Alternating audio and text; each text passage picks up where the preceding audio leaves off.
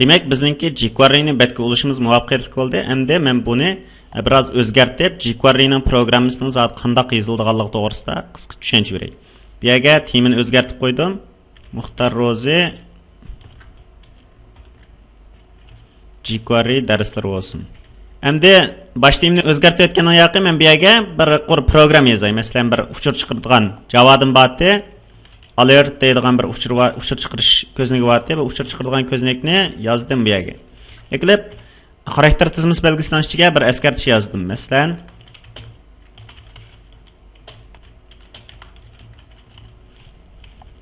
ondan keyin buni oxirlashtirdim. Oxirlashtirgandan yoqi betni saqlab o'tgandan keyin bu yerga kelib men yangi betdan bir ochdim. Ondan keyin bizningki shu navbatdagi jQuery programmasi va betni ulab bersam, mana assalomu alaykum, bu jQuery darslik degan bir dan uchur ko'znagini chiqarib berdi. Shunga o'xshash. Endi biz demak jQuery'ni bevosita ulabdik. Qarmoqqa bu odatda Java'ning programmasidan chiqadi. Bu toza bizga o'lchamlikdek tuyulmagan bo'lsa, biz bu yerga p-dan birni bekitaylik. Men p-ni bekitdim, ya'ni paragraf bu p deganimiz. Paragraf Muxtar Rozi chekitgan bo'lsin. Ondan keyin buni saqlab etdim. Saqlab etib, betni bir qatam qayta yangilasam, bu yerga Muxtar Rozi chekitgan degan gapni chiqarib berdi. Chiqarib bergandan keyin men hamda qanday qilib buni mushuning orqali yoshirib baqay. Masalan, ma'lum bir narsalarni yoki bo'lmasa rasmni deylik, odatda bir parcha rasm bo'lsin yoshirg'ildi. Biz odatda paragrafni yoshiraylik hozir. Unda bo'lsa dollar belgisi jQuery'ninki asosiy program yozishimiz dollar belgisini yozamiz. Tirnoq ichildi. Yoshirman tırnak yepildi. Ondan keyin cheklik pesh bilan bu programni bekitib etdim. Ya'ni oxirlashtirdim. Oxirlashtirgandan keyin qarsam, yoshiradigan narsaning obyektini belgilamabdim men. Meyaga keldim, yoshiradigan narsam p bo'lsin, ya'ni paragraf bo'lsin. Cho'ng harfdagi ma'lum cho'ng harf isbray saqlab etdim. Saqlab etgandan yoqin betga chiqib qarsam, bu yerda qanday turdi? Bassam Muxtar Rozi deganni yoshudi. Amaliyotda betning o'zida bu yerda bir paragraf bor. Agar men bu p-ni elib etsam, saqladim, saqlagandan yoq ma'ni yangilasam, Muxtar Rozini chiqarib berdi. Men navbatga mush p-ni ko'rsatib turib, navbatga obyektni menga qanday qilib dedim, yoshirib dedim. Agarda bundan boshqa yana yoshirishda bu p-ni olmasdan yoki bo'lmasa men bir div quray, men div class empty bo'lsin. Div class empty ning ichiga men bir muncha so'z yozib qo'yay. Masalan, jQuery ikkinchi darsiga so'zni yozib qo'ydim. Yozib qo'ygandan yoq buni yangilasam, qanday qildi bu hozir?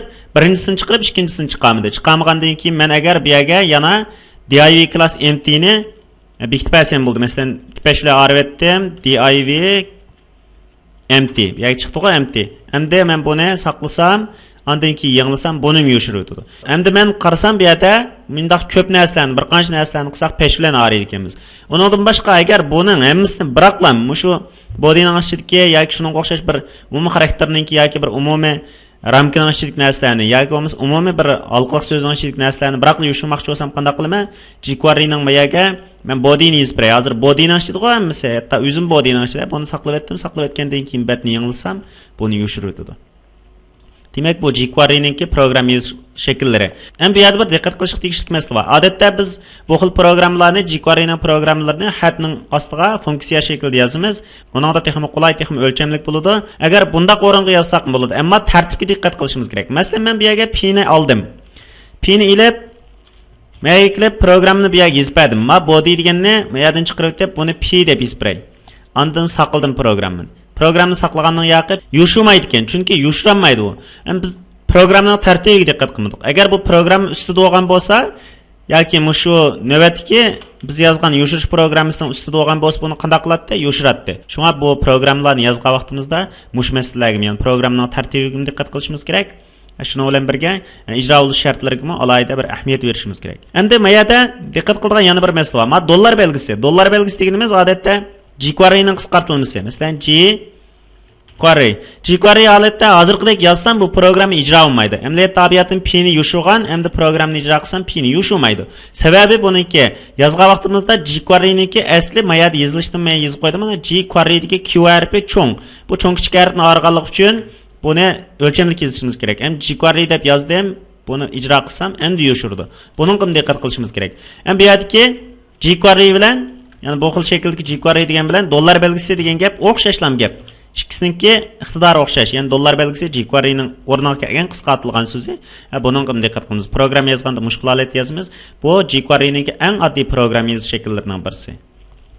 Bu yerda men shu jQuery'ning program yozish shaklini mushunchalik tushuntiray.